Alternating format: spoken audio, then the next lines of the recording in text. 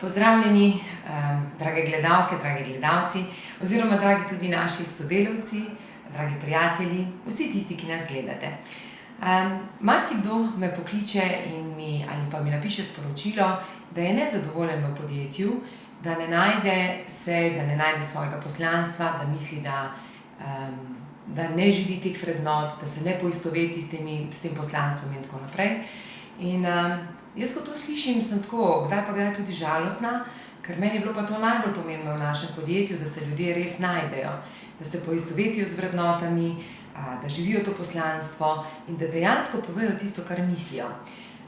In sem izbrala nekaj mojih sodelavcev, ker pač imam ta privilegij, kot Tanja Skaza, ker sem jih delala, izpoznavala, da sem jih lahko čutila, kako so rasli, kako so napredovali in kaj jih je peljalo naprej v tej zgodbi. No, ena izmed tistih je naša draga Suzana Škrinjar, ki danes sedi zraven mene. Najprej vam povem, da je bilo težko jo dobiti, ampak potem, ko je začutila, da dela dobro, najprej tudi svojim sodelavcem, ne tudi drugim, se je odločila, da naredi ta korak. Ampak najprej bom prebrala, kaj so za Suzano napisali njeni sodelavci. Da je zelo odgovorna, zanesljiva, zaupanja vredna oseba, ki ima do sebe in svoje ekipe visoka pričakovanja, to ima tako kot jaz, iskrena, spoštovanja vredna. Kljub temu, da je zelo zahtevna in neomajna, je po drugi strani dostopna, prijazna, vedno pozitivno naravnana. Draga Suzi, a so te lepo opisali? Zelo. Ja. In sem zelo ponosna in hvaležna za ta odgovor, res. Kako pa si? Kako se počutiš?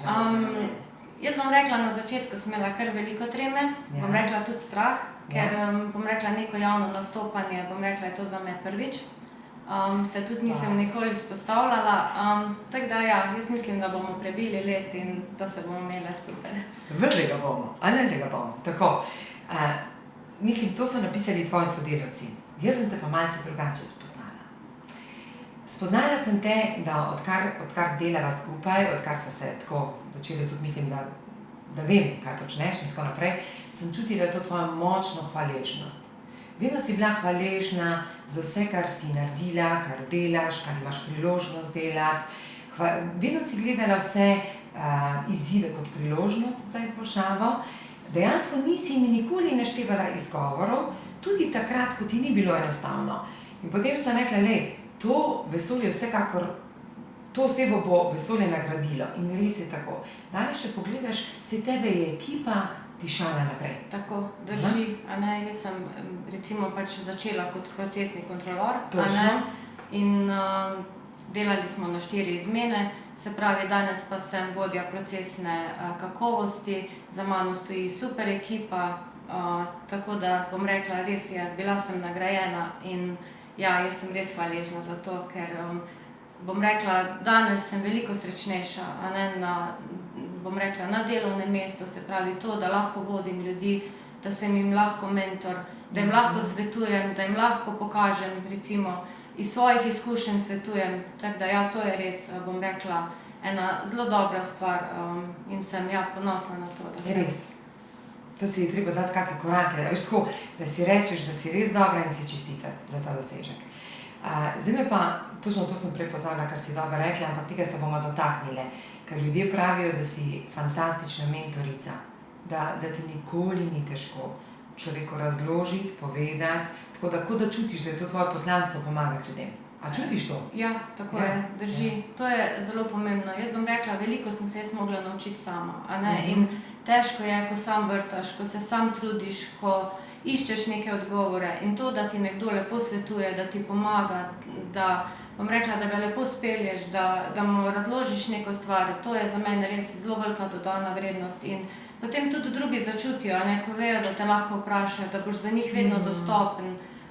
To potem začutijo in pol, kot recimo bom rekla, drugi začnejo sprejemati na tak način, avtomatsko še sam rasteš in si še boljši. Se strinjam, to si zelo dobro rekla, s tem si tudi odpiraš vrata. Povej mi, kaj te pa, zdaj pa tako eno vprašanje, zakaj si prišla v Skazo? Čisto iskreno, da poveš ljudem, a je to bilo nekaj, kar te je vleklo, ali takrat si rabila službo, ker tega se veliko dogaja. Ne? Ja, drži. Jaz bom čisto iskreno povedala, da takrat sem potrebovala službo. Bom rekla, prejšnje podjetje je šlo v stečaj, tam sem delala 18 let. In seveda, zdaj bom rekla, ozirala sem se z različnimi podjetji. Bom rekla, en od kriterijev je vsekakor bil bližina, se pravi doma. Takrat je bil moj najmlajši sin star 6 let, se pravi tik pred vstopom v samo šolo, tako da sem tudi, bom rekla, to imela. Drugače pa tudi takrat podjetje Skaza, bom rekla, ni bilo medijsko tako izpostavljeno, kot je danes. Se pravi, so bile neke osnovne informacije o podjetju dostopne samo na spletni strani, a ne podjetja. In bom rekla, da bi zdaj rekla, da je prepoznavnost odtehtala ni, a ne. Odtehtale so v bistvu, bom rekla, razlike med prejšnjim in tem podjetjem, a ne. In to je bilo, jaz sem prej bila zaposlena v zelo velikem koncernu, tu pa je šlo za družinsko podjetje. Potem pa sploh, tam sem bila 15 let v istem oddelku. Tu pa bom rekla, da sem že na samem razgovoru spoznala oziroma prepoznala možnost prehajanja med oddelki, možnosti napredovanja in to so bili potem, bom rekla, ključni kriteriji, zakaj sem se odločila, da sem izbrala to podjetje. Evo, veš, da mogoče se tudi tega dotaknemo, čeprav tega nisem načrtovala. Točno to, rekla, da si bila v velikem podjetju in si 15 let delala na istem mestu. Ja, drži. Kako ti gledaš danes na tega, ker točno tako imam jaz vprašanja od ljudi, da so že več kot 10 let ali pa ne vem, še več. Kako ti gledaš danes na tem, če nekdo dela tako dolgo na istem delovnem mestu? Ja, bom rekla, ko danes pogledam nazaj, a ne, že takrat sem začutila, da to ni v redu, a ne, ker ljudje, bom rekla, nekako, bom rekla, se bojimo sprememb ali pa novih, bom rekla, dodatnih odgovornosti. Živimo v nekem mehurčku, ker je pač to nekako najlažja pot, a ne. Ampak dejansko, če ne, bom rekla, prestavimo neke meje, se odločimo za nekaj novega, sprejmemo neke, bom rekla, večje odgovornosti, ne moramo rasti. Se strinjam. A se ti je zdelo, da si tam tudi, da si obstala? A si mogoče že iskala potem priložnosti ali ne? Ali potem je tako, da je vse samo po sebi? Jaz bom rekla, da se je res prav nekako samo po sebi. Bom rekla, tudi takrat resnično nismo imeli, ne vem, bom rekla, nekih možnostih toliko za osebno rast, da bi se začel, ne vem, nekako poglabljati v to, da je recimo prav, da zrasteš, da je prav, da rasteš, da se spreminjaš. Nekako je bilo, bom rekla, res vse kar potihnjeno, ni se o tem dosti govorilo in... Rutina. Rutina, tako. Sama rutina, okej. Jaz sem pa sigurna, da v tem času, kar si pri nas, da ni bilo vse tako lepo in krasno, ampak ti si nekako te izzive šla skozi. In ponavadi je tako, da jaz tudi vsakemu rečem, da življenje ni potica, da je vse kar krasno, da je treba imeti kak izziv, ker ta izziv te potisne naprej. A lahko mogoče ti kako izkušnjo opišeš, ko si jo imela, kako si jo in kako si šla skozi to izkušnjo? Ja, drži. Pri nas, kar lahko pri nas, tako da boš slišali, da tudi opisuje pri nas, kako je, ker je danes sem srečna, ker je danes z nami. Tako je, drži. Seveda so bili, bom rekla, nekaj trenutkov, ampak bom bolj celotno opisala, bom rekla, celo zgodbo. Ko sem bila resnično res pred vprašanjem, ali nadaljevati v tem podjetju, ali bi ga tudi zapustila, bom rekla, je bilo že tudi, bom rekla, kar prelomno. Zdaj, to se je dogajalo v času naših največjih sprememb v podjetju. Transformacije, ja. Tako, bilo je kar nekaj reorganizacij, hitrih sprememb, a ne, menjave kadrov. In zaradi tega, bom rekla, je količina dela bila absolutno prevelika. Se ti je povečevala? Se mi je povečevala, bom rekla, tudi naloge so bile časovno neizvedljive. In s tem je bil tudi moj delovni čas preobsežen. Se pravi, da enostavno nisem več zmogla. Zdaj pa, jaz sem dejansko človek tak, ki zelo rad dokonča svoje naloge in cilje. Zaključuje, to je res. Zaključujem, a ne. In Suzani se vse zaključuje. Ja, in to mi je povzročalo največja trenja. A ne, tu sem bila jaz potem najbolj nesrečna. Zdaj v tem obdobju, bom rekla, da sem imela srečo ali kakorkoli, so ključne vodilne osebe prepoznale, bom rekla, dodano vrednost v meni, so me podpirale, so mi pomagali, svetovali in dejansko so se potem počasi začele razmere umirjati. Oprosti, zdaj sem te kar vmes, a pa si potem povedala, da ne zmoreš, da to ni, da so prehitre spremembe. To meni si bila uslišana. Sem bila uslišana, tako je, bom rekla res od, res ključnih vodilnih oseb, ki sem jim res hvaležna, sem prejela to, bom rekla, razumevanje, pomagali so mi naprej, verjeli vame, in res je potem, bom rekla, steklo, so se zastavili novi cilji, nove smernice, nove priložnosti in bom rekla, jaz res sem hvaležna vsem, ki so mi stali ob strani in nenazadnje, ko prejmeš pohvalo za svoje delo, ko vidiš, da te spoštujejo tako sodelavci kot vodje, jaz mislim, da ni lepše nagrade in jaz sem res srečna, da se je tako izteklo. Kako lepo. Ampak to mi je bilo ful všeč, zdaj, ko si rekla, da mogoče podelima izkušnjo s tem, ko si pokomentirala, da v času transformacije, ker smo res imeli v času, kar je Suzana, smo največje transformacije, preobrazbe podjetja delali, iz razvojnega v prodajno, pa še v v okoljsko naravnano in tako naprej. Kaj je to delalo pri tebi? No, to mi pa, veš, zdaj iz vodstvene pozicije, kako jaz gledam in kako si ti gledala na to? Kaj je to? Enkrat je bil tak cilj, pol je bil tak cilj, kaj se je dogajalo? Jaz sem pravzaprav, to nisem nikoli gledala na to, kot da je to nekaj slabega. Jaz sem v takih situacijah vedno videla nove priložnosti. To se strinjam, to je videla. Vsekakor sem videla nove priložnosti in pa enostavno, jaz bom tako rekla, da se razvijamo zraven podjetja. Se pravi, ko se bom rekla, zdaj bom rekla tudi eno stvar, ki sem jo mogoče še mislila kasneje, ampak ko podjetje se začne razvijati, ko smo mi začeli recimo čim več poudarka dati na vrednotah, na poslanstvu, na viziji, avtomatsko sem jaz takrat začela delati pri sebi največje premike. In dejansko... To mi je všeč. Resnično, bom rekla, čutiš s podjetjem in tudi ko je podjetje, ne vem, ko so se dogajale spremembe, jaz to nisem nikoli jemala kot nekaj slabega. Jaz sem vedno se nekaj naučila iz situacije, vzela nekaj dobrega. Jaz bom tako rekla, jaz sem tako vedno naravnana, da ne iščem slabih stvari. Pozitivno. Vedno iščem dobre stvari in tudi v vseh teh, bom rekla, spremembah nisem nikoli gledala na to in pa jaz sem vedno verjela v to podjetje. Ne glede... Verjeti. Še ena zadeva. Verjeti. Jaz sem res vedno verjela v to in zato se tudi mogoče potem vidi. In res tudi te, bom rekla, slabše izkušnje, ki so tudi dnevne ali kakorkoli, nikoli nisem jemala kot nekaj slabega. Vedno pač priložnost, da lahko naslednjič nekaj izboljšamo. In tudi podjetje, enostavno pač, ko vidiš, da nekaj ni dobro, spremeniš in na koncu prideš do dobrega rezultata. In kaj danes, na primer, kako danes gledaš, danes je mogoče, a stanje stabilno, dosti bolj stabilno? Seveda je. Jasni cilji, jasna strategija pa tako naprej. Okej, zdaj pa če te vprašam, ko se spomniš svojih vodij, veš, tako si sama rekla, tudi menjava kadra, ne vem, vedno nekoga nekaj pričakuješ. Kako ti danes gledaš na to, ko si kot vodja določenim ljudem, da lahko oni delajo dobro?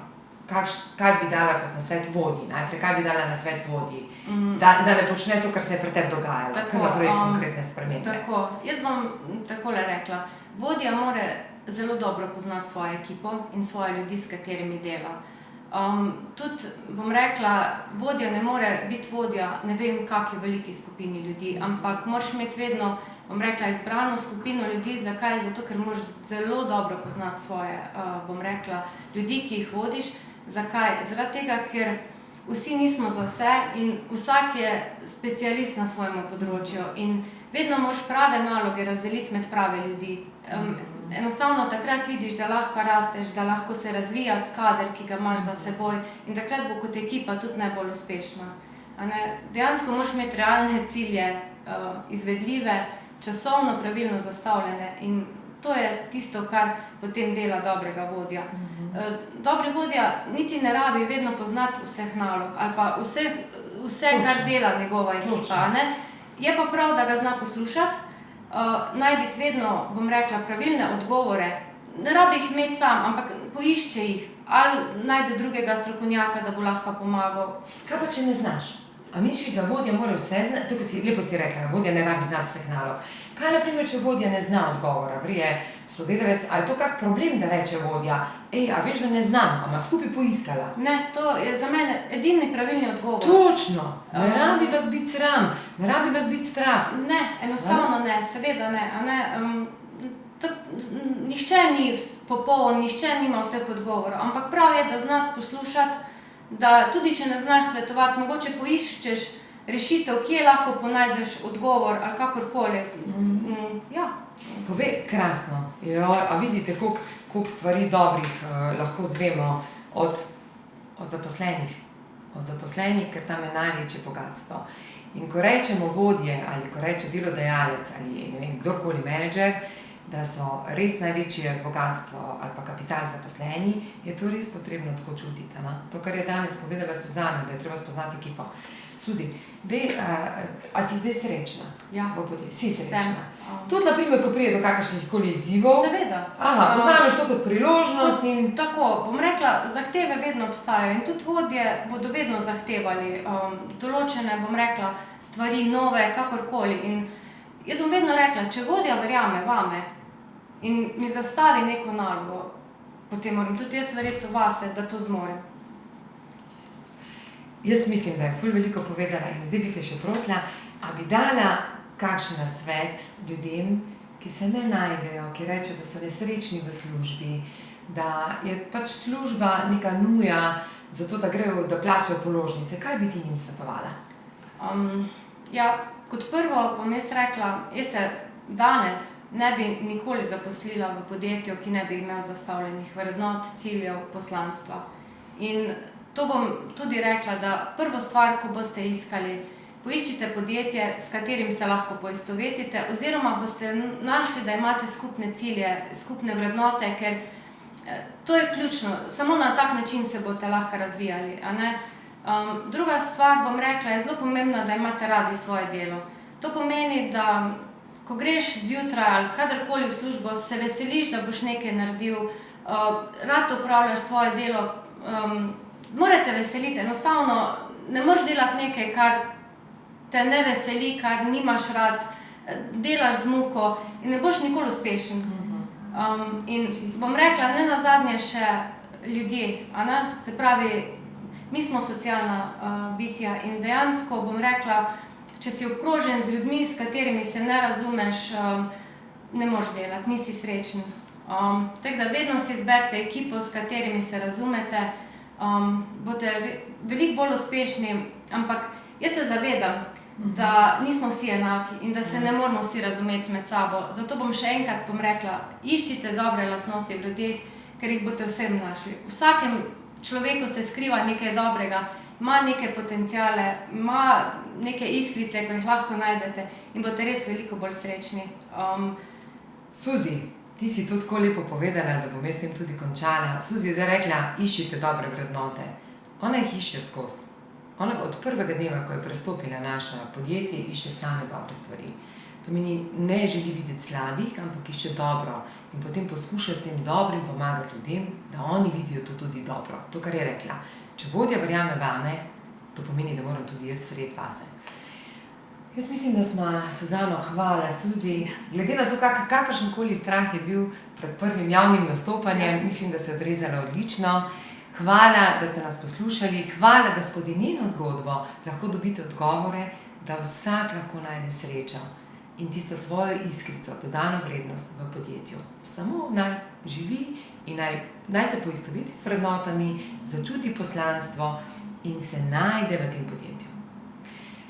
Hvala vam za vaš čas, lepo bodite in se vidimo kmalu. Čau, čau! Nasvidenje.